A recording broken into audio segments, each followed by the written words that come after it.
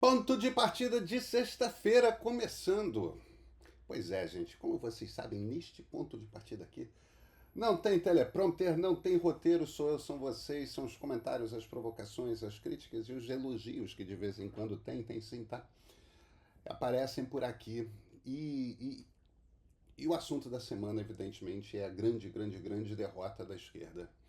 A maior derrota da esquerda este século em eleições municipais. A esquerda nunca teve uma parcela tão pequena do voto no Brasil.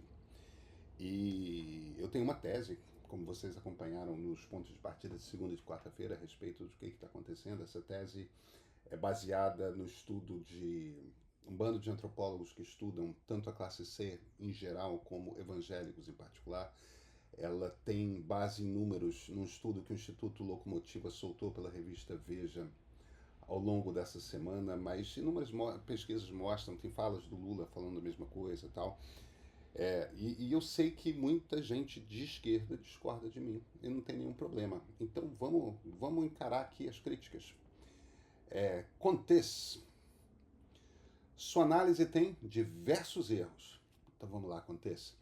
Erros tanto factuais quanto conceituais. Em primeiro lugar, ao falar de corrupção, você ignora que MDB, PP e União Brasil, por exemplo, estavam em praticamente todos os escândalos de corrupção, seja no governo do PT, seja no governo Bolsonaro ou mesmo FHC.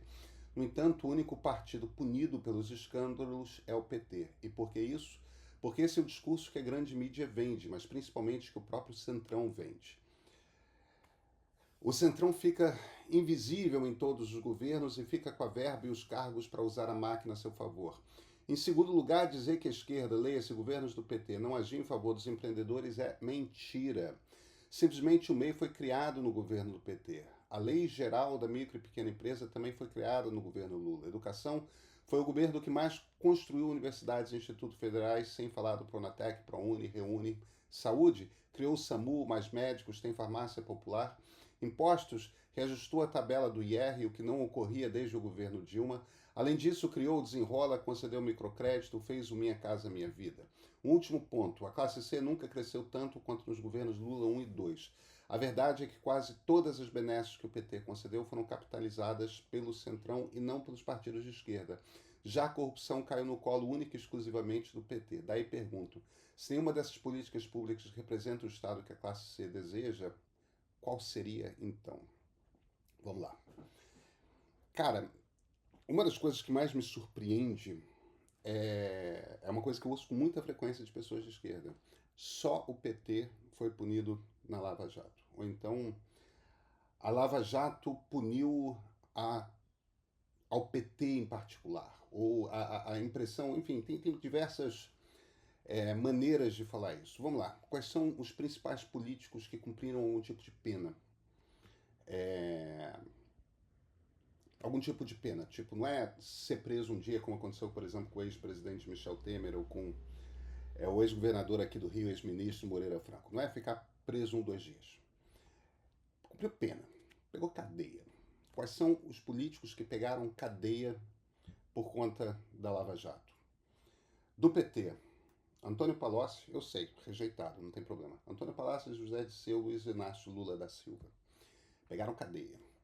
Do MDB, Paulo Melo, Jorge Pisciani, Luiz Fernando Pezão, Sérgio Cabral, Gedel Vieira Lima, Henrique Eduardo Alves e Eduardo Cunha. Tem 2 ex-governadores do Rio aqui, tem 2 ex-presidentes da Assembleia Legislativa do Rio, tem ex-ministro de Estado, tem ex-presidente da Câmara, 2 ex-presidentes da Câmara dos Deputados. Você sugerir que o PT foi mais punido que o MDB está numericamente errado. Numericamente errado. O MDB é um partido que se fragilizou imensamente. Ele tinha o domínio completo sobre todas as prefeituras do país. Não tem mais, é do PSD. O PSDB, do ponto de vista eleitoral, nenhum partido foi mais punido do ponto de vista eleitoral do que o PSDB. O PSDB rivalizava com o Partido dos Trabalhadores e tinha um monopólio da direita. O PSDB acabou. O PT é um sobrevivente. O PT, na verdade, é o partido que sobreviveu à Lava Jato. É o único partido que sobreviveu à Lava Jato. Os outros partidos dominantes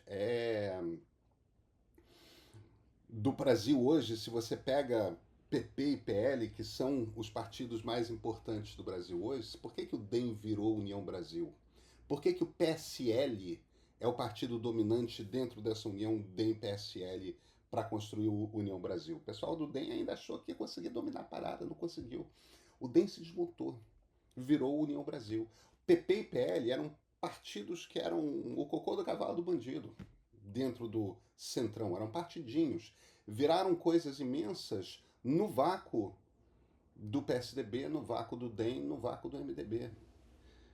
Entende? O MDB ainda tem algum poder no Senado, ainda tem uma bancada razoável na Câmara dos Deputados, mas é uma fração do que foi. É uma fração do que foi. O PSD está, obviamente, assumindo o espaço do, PT, do MDB. Então, não é verdade. Não se sustenta. Eu sei que uma quantidade imensa de pessoas de esquerda tem essa impressão de que o PT e a esquerda foram os mais punidos pela Lava Jato. Aí, uma das afirmações que você faz é o seguinte: o Centrão se beneficiou da história. O Centrão não se beneficiou da história. Vamos começar com a coisa do. Aquela coisa, vamos fazer um acordo com o Supremo, com tudo. Aquela proposta incluía proteger o Lula, tá? Impedir a prisão do Lula. Parte do plano do MDB era impedir a prisão do Lula, era impedir a prisão de todos os políticos. Eles sempre compreenderam o jogo como um jogo em que todo mundo faz parte, que todo mundo tem espaço. O Centrão começou a crescer e se sobressair e se tornar a força dominante do Congresso Nacional justamente por conta do desaparecimento dos partidos que eram fortes. Dos partidos que eram os partidos que meio que controlavam o Congresso, que eram PT, PSDB, MDB e DEM. Quando esses partidos se fragilizaram e um deles se espatifou e se desmontou, foi nesse espaço que criou espaço para o Centrão crescer. Agora, vamos falar de classe C. Eu acho que você não entendeu uma coisa fundamental, que é o seguinte. Uma classe média, quando ela se forma, primeiro uma das suas afirmações. Nunca a classe C não cresceu tanto quanto. Nunca a classe C havia crescido tanto quanto nos governos petistas. Isso é parcialmente verdade. Ela cresceu tanto quanto logo após o Plano Real. O fim da inflação foi a coisa que arrancou uma quantidade imensa de brasileiros da miséria. Sim, há um momento na primeira década dos anos 2000, do século XXI, em que essa turma se consolida na classe média. Mas isso é um trabalho de Estado brasileiro. Isso é um trabalho que começa com a organização da economia brasileira. E aí, quando existe um boom de commodities motivado pela China, que injeta uma quantidade de dinheiro no Brasil, que nunca na história jamais havia entrado tanto dinheiro no Brasil de comércio, a economia brasileira estava organizada. É só você olhar para o lado para a Argentina. A Argentina não tinha organizado a sua economia. O que ficou do boom de commodities na Argentina? Quase nada. A Venezuela não tinha organizado a sua economia. O que ficou do boom de commodities na Venezuela? Uma gigantesca crise econômica. Então, eu sei, novamente, tem esse raciocínio do não, o PT fez tudo e os outros não fizeram nada. O PT fez o que fez porque houve o governo Fernando Henrique antes. E porque houve o governo Itamar Franco antes. Isto não quer dizer que os dois governos Lula não tenham tido imenso valor, porque tiveram. Agora, vamos lá. Educação. O grande feito da educação brasileira nos anos 90 é a universalização do ensino público. É uma coisa muito engraçada como a gente apaga a história de uma forma completa. As pessoas esquecem que nem toda criança estava na escola. E que sem o programa Bolsa Escola, a gente não teria feito a universalização do ensino público gratuito. A gente esquece a quantidade de analfabetos que existia no Brasil quando a Constituição de 1988 foi promulgada. A gente parou de ter analfabeto. As pessoas, em geral, aprendem a ler e escrever. Mesmo nos municípios... tem um monte de problema, tá? O que o PT não entregou em educação? A coisa mais importante para entregar em educação é uma coisa que o PT não fez traço. É ensino público gratuito de qualidade no primeiro e no segundo graus, no ensino fundamental e no ensino médio. Por que precisa de um ProUni? Porque criança pobre não passa no vestibular para a universidade pública. Não passa por quê? Porque quase sempre não consegue tirar nota que compita com com adolescente, né, de escola privada. A gente tem um problema grave de qualidade de educação pública no Brasil. Um problema muito grave. E esse é um problema que o PT não resolveu no governo.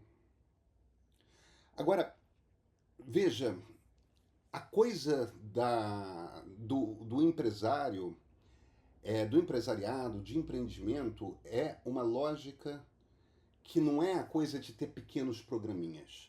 Não adianta você ter pequenos programinhas se você não entende que o problema é macro. O problema é uma infraestrutura do país para beneficiar o nascimento de pequenos e médios negócios. Não existe essa infraestrutura. E não existe nessa infraestrutura por um motivo muito simples. Se você for perguntar para um economista da esquerda, para um economista desenvolvimentista, como é que faz para crescer o PIB, eles não acham que o que faz crescer PIB é empresa média e pequena. O que eles acham que faz crescer PIB é empresa muito grande, são grandes setores. Aí o pessoal, tem vários comentários dizendo, não, esse negócio de campeãs nacionais foi só no governo Dilma. Não importa se o modelo é por campeãs nacionais ou não é.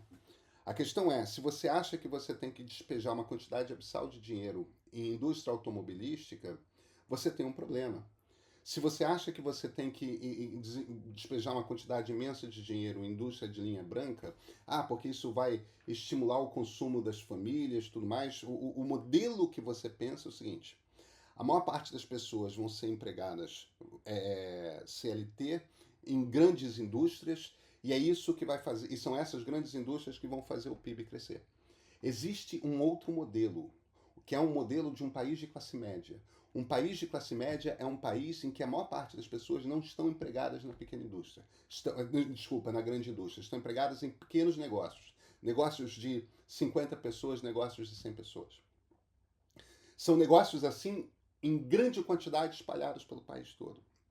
O problema desse negócio é que esse negócio você não planeja em Brasília.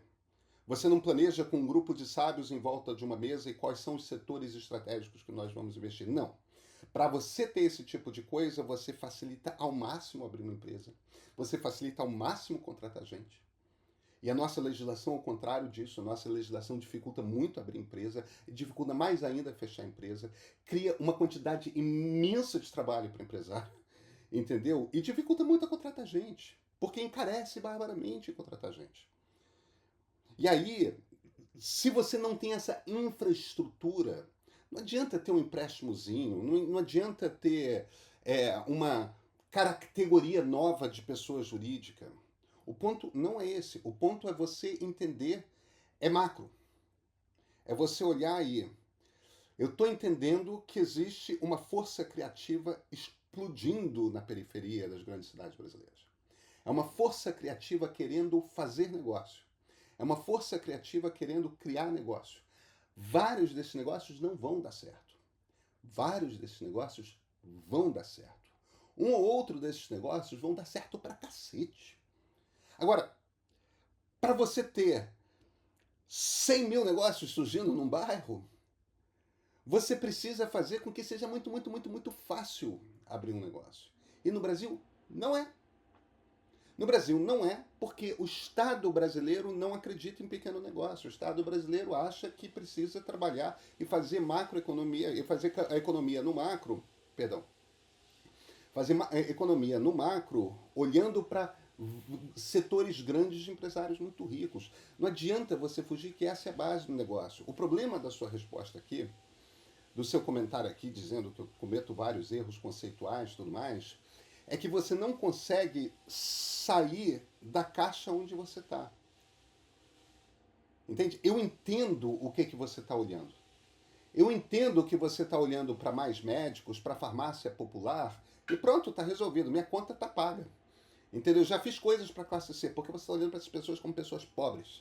E você não está entendendo que essas pessoas querem ser ricas. Essas pessoas querem morar no bairro rico. Essas pessoas querem ter casa de campo. Essas pessoas querem carro bacana. Querem viajar para a Europa, para os Estados Unidos, para o raio que o parta. Entendeu? As pessoas querem ser famosas nas redes sociais. Elas não querem mais médicos. Elas não querem... Entende? Não é... Esse tipo de serviço público é o básico e a obrigação. Elas querem mais do que isso. Oferecer o básico é a obrigação do Estado. Se você não está percebendo que essas pessoas querem mais, que não está bastando, que cumprir o mínimo das suas obrigações não basta, se você acha que a classe C vai se contentar com o Estado fazendo simplesmente o que o Estado tem de fazer, entendeu? Olha aqui, nós fizemos tudo para eles, eles podem até ter médico da família. Cara, você pode acreditar em tudo isso, tá tudo certo. O problema é, enquanto gente como você estiver no controle da esquerda, a esquerda vai continuar tendo resultados eleitorais como esse. A classe C de 2024 não é a classe C de 2002. Os valores mudaram, a turma mudou. Ela sentiu o gosto do que é ser classe média. Ela quer mais. Ela quer crescer. E crescer é ambição no mundo capitalista. Se você não acredita nisso, não tem problema. Eles acreditam. E esse é o problema eleitoral que a esquerda tem. Eu sou Pedro Doria, editor do Meio, e eu tenho uma surpresa para vocês que me acompanham aqui no Ponto de Partida todas as semanas. Em breve esse programa vai ganhar um irmãozinho, na verdade um irmãozão. Ponto de Partida, a série, que vai ser uma versão anabolizada desse programa, com uma produção muito mais rebuscada, gráficos, animações. Vamos pegar um tema da política, sociedade ou tecnologia e analisá-lo em cada episódio. Ele vai estar disponível para todos os assinantes do Meio Premium na sexta-feira que vem. E se você quer saber como que você tem acesso ao streaming, ao Meio Premium, basta ser assinante Premium do Meio. Quer estar entre os primeiros a experimentar o Meio Premium? É só seguir a descrição desse programa aqui. E esse é mais um ponto de partida de sexta-feira.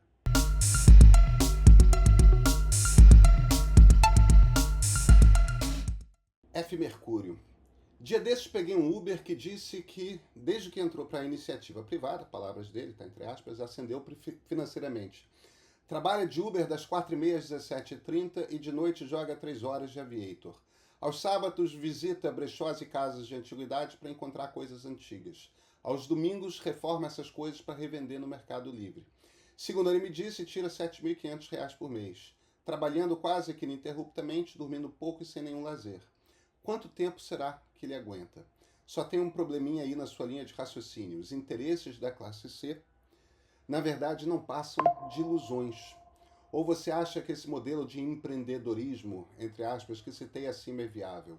A quem interessa tal modelo? Posso apostar que, de fato, não interessa a classe C. Se para dialogar com a classe C temos que reforçar essas ilusões, desculpe, pode esquecer. Eu esqueço, a classe C também esquece. Eu acho que tem um monte de coisa que você não percebeu aí. Vou partir do princípio que toda essa história seja verdadeira. O que esse cara te disse e você ignorou é que ele ganha muito mais do que ele ganhava em qualquer emprego formal que ele tenha encontrado. Isto não é irrelevante. A segunda coisa que ele te disse é o seguinte, que ele não tem medo de trabalhar. Isso é uma característica generalizada da classe C. São pessoas absolutamente dispostas a trabalhar para fazer dinheiro. A terceira coisa que ele te contou e você não conseguiu, não foi capaz de ouvir, porque você estava preso num molde de que o cara está vivendo numa ilusão, é o seguinte, esse cara está criativamente procurando maneiras de descobrir como fazer dinheiro. No momento, a coisa que ele está vendo ele está explorando a possibilidade de trabalhar com antiguidades, reformar, ele deve ter algum tipo de habilidade manual e revender. E a partir disso botar uma margem de lucro. De repente esse troço vira um baita negócio e você nem desconfia. De repente, nesse modelo que ele está encontrando aí, hoje ele vende para o Mercado Livre, daqui a pouco ele descobrir um filão, ele acha e mergulha. Ou de repente, cara, ele, nesse improviso, nesse estudo, nessa busca por uma linha de negócio, encontra outra coisa que ele pode fazer e transformar em dinheiro. Você está olhando para ele e achando que ele está vivendo uma ilusão. Ele está procurando uma maneira de fazer mais dinheiro do que ele fazia. A partir daí, ele está tentando descobrir como que ele faz aquela quantidade de dinheiro render de alguma forma. Ou então ele está tentando entender como que ele consegue fazer a mesma quantidade de dinheiro com menos trabalho. A cabeça desse cara provavelmente está trabalhando a 1000. E isso não quer dizer que ele vai descobrir um caminho. Mas isto quer dizer que muitos descobrirão caminhos. E eles estão olhando, todas as pessoas estão olhando em volta e estão percebendo que tem gente que acerta. Entende? O diabo desse troço, veja, trabalhar para aplicativo é cansativo pra cacete. E não é o melhor caminho. Mas tem alguns tipos de trabalho. E aquilo que nós no Rio chamamos de bombeiro e que em São Paulo chamam de bombeiro hidráulico, mais corretamente. Uma vez em São Paulo eu estava com um problema, minha mulher na época estava com um problema no apartamento e ligou pro porteiro, desculpa, era um condomínio grande, tem um bombeiro aí? E o porteiro ficou absolutamente apavorado. Tá pegando fogo? Tá pegando fogo? E não, a gente estava procurando um bombeiro hidráulico, um encanador. Você pega essas profissões, pedreiro, encanador, eletricista, via aplicativo, eles fazem muito mais dinheiro do que faziam 5 anos atrás trabalhando para uma empresa.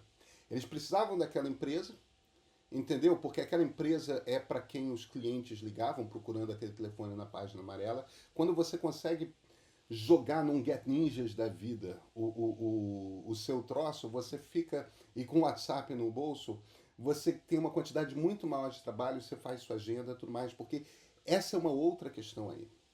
É a possibilidade de, sim, poder trabalhar de 4h30 às 5h30 da tarde, 4h30 da manhã às 5h30 da tarde.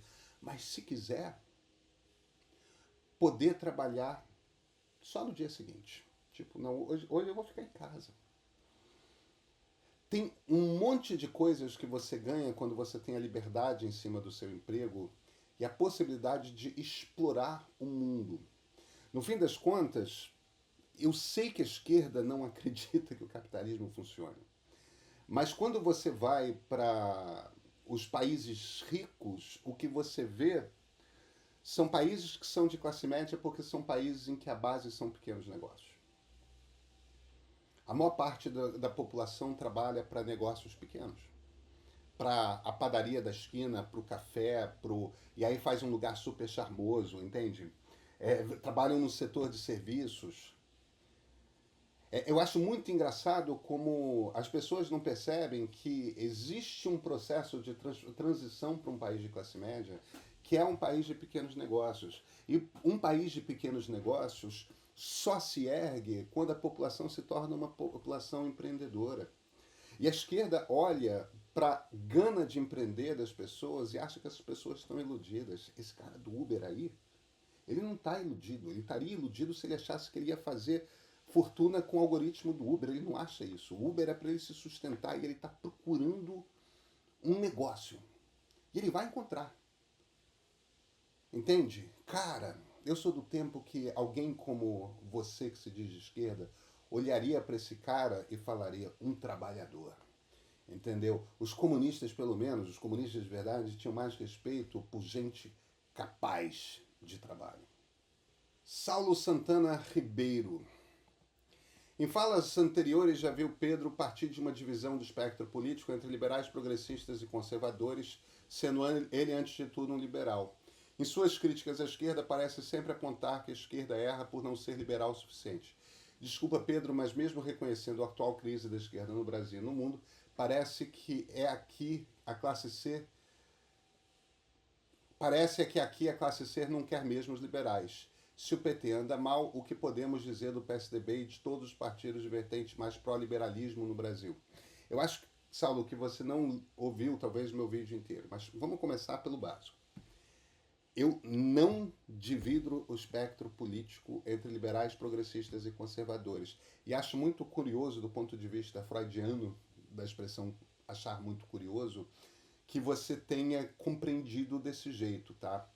Eu divido entre, e não é uma divisão minha, é do Christian Lynch, mas da qual eu gosto muito, entre socialistas, liberais e conservadores.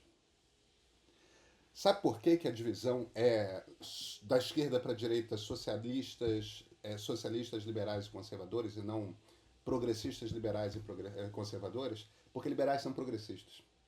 A essência da ideologia liberal é acreditar no progresso. É acreditar que as coisas vão para frente e vão ser melhor. Tem aquela grande frase do Martin Luther King, que é a essência do pensamento liberal. Luther King, que era um grande liberal americano progressista, que é o arco da história se inclina para a justiça. Essa é a essência da leitura liberal.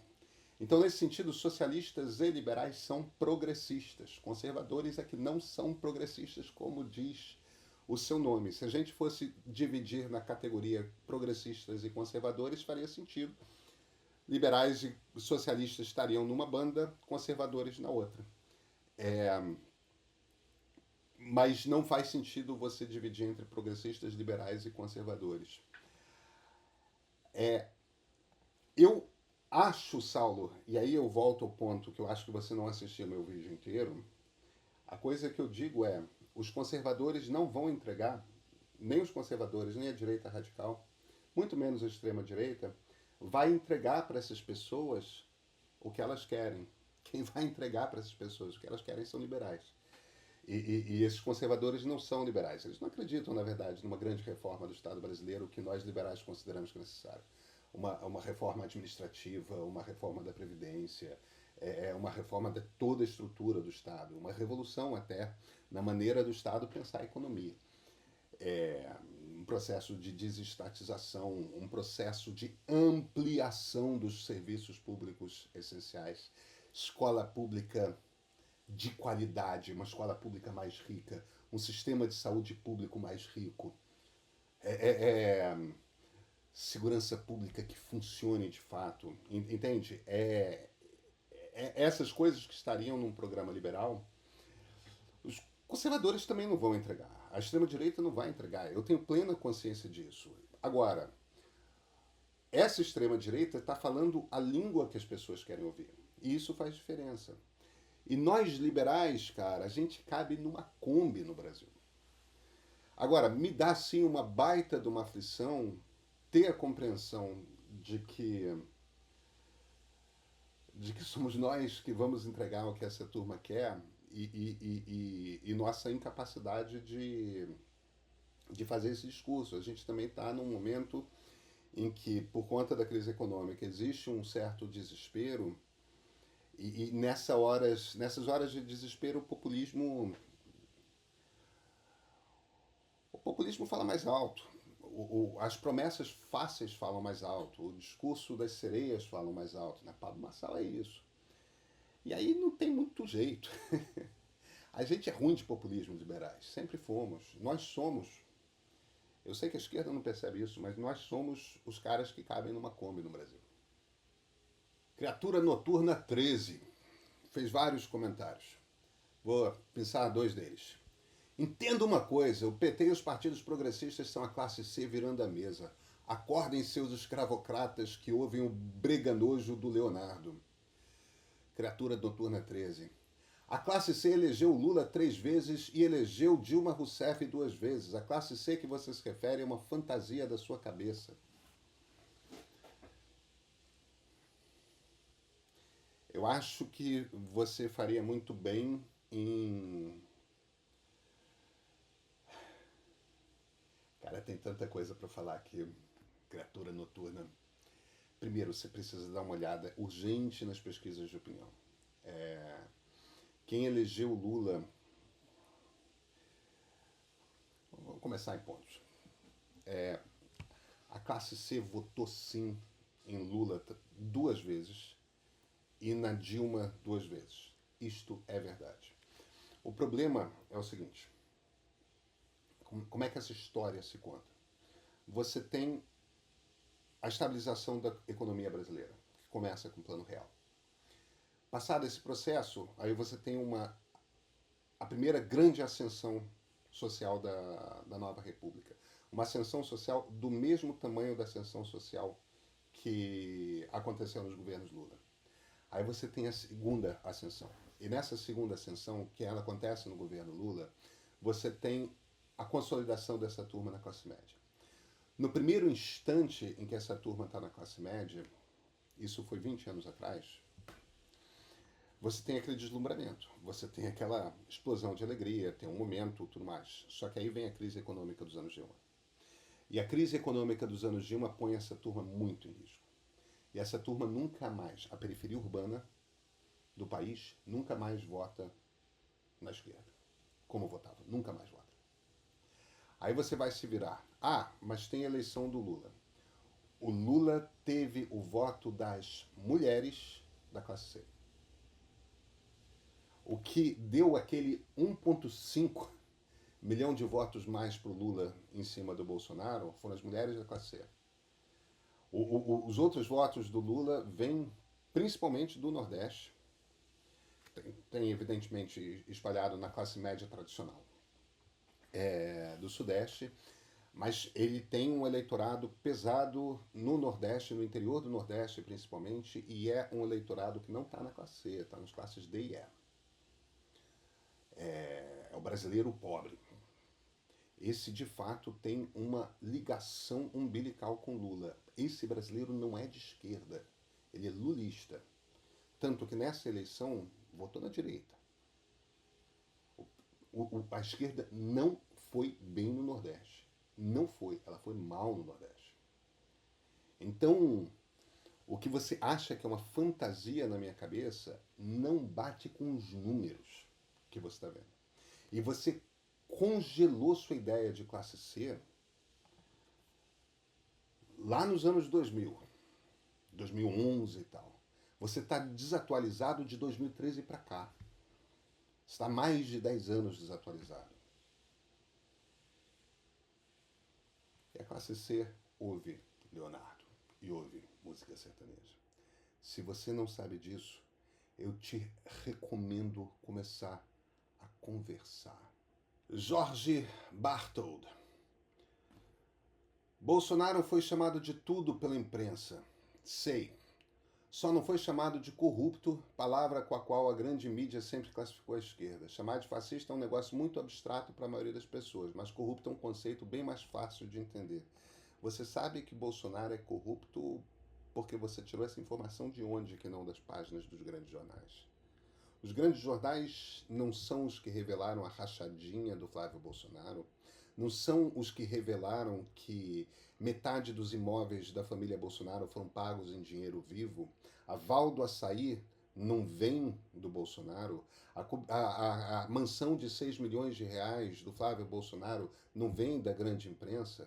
Toda a informação sobre corrupção da grande imprensa, a começar pelo Queiroz, meu Deus do céu, vem da imprensa, cara. Mate PB. Pedro, concordo com a análise que você faz nesse vídeo, mas acho que ela contradiz um pouco aquela posição que você costuma adotar de que a esquerda precisa ser mais humilde e tentar conversar com a classe C. Penso que se a esquerda começar a mudar as suas pautas partindo das demandas dessa classe C, que, como você disse, é conservadora, deixará de ser esquerda. Eu não acho que a esquerda deva abrir mão das suas pautas para ganhar uma eleição ou outra. O que ela tem de fazer mesmo é firmar suas posições e começar a disputar ideologicamente a consciência da população. A classe C hoje pensa da maneira como você descreveu, não porque essa maneira de pensar atende melhor, não porque essa maneira de pensar de fato está de acordo com seus interesses. Ela pensa assim porque a direita conseguiu ganhar a consciência dessa classe trabalhadora através de um trabalho de disputa ideológica que já vem realizando há anos. Não há motivo para pensar que esse discurso de empreendedorismo e conservadorismo seja um pensamento necessário e intrínseco da classe trabalhadora. Ele é assim no Brasil porque a direita conseguiu vencer essa disputa, convencendo essas pessoas de que o conservadorismo e o empreendedorismo estão do lado delas. eu entendo inteiramente o seu discurso e a sua crença. O problema é o seguinte: existe esquerda na Europa, nos países da Europa Ocidental. Existe esquerda nos Estados Unidos, existe esquerda na Austrália, existe esquerda no Canadá, existe esquerda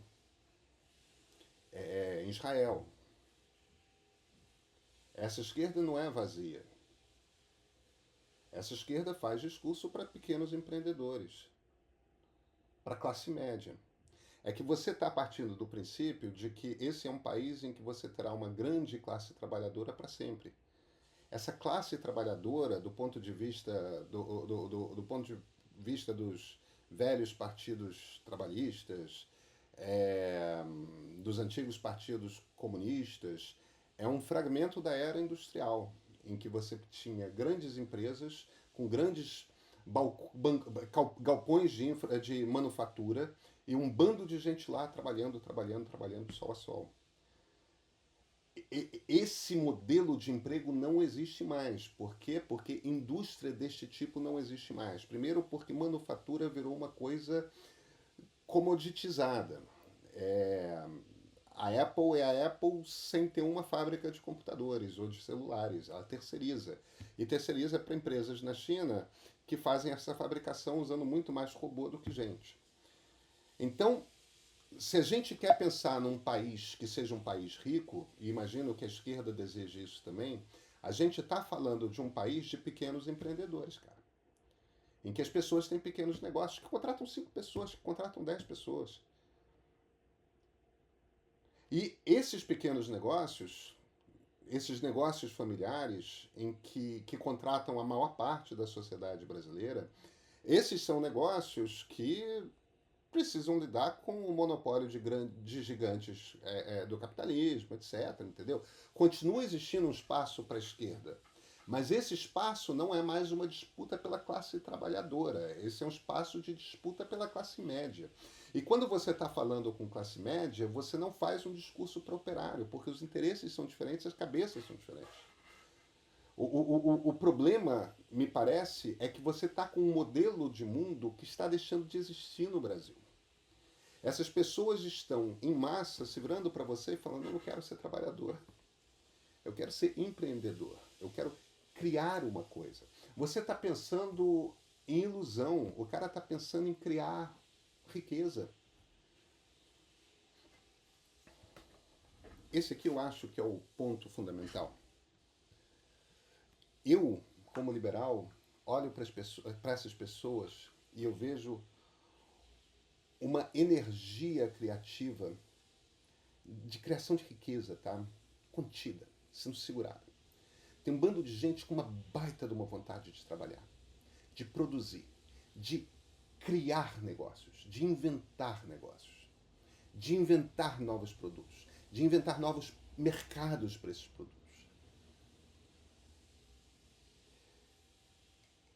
E vocês querem transformar essas pessoas em fica aí no seu lugar, com seu salário, trabalhando de 9 às 5 e se contenta com isso. Elas não querem se contentar com isso.